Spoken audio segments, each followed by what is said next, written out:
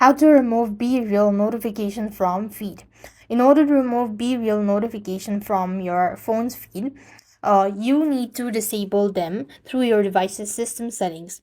For this, you just want to go to settings on your device, and here locate apps from the list, select Bereal, go to notification section and toggle it off. This way you'll be able to remove Bereal notification from feed.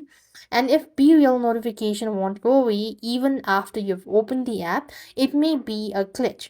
So what you need is open the Bereal app by directly clicking or tapping onto the notification just like this.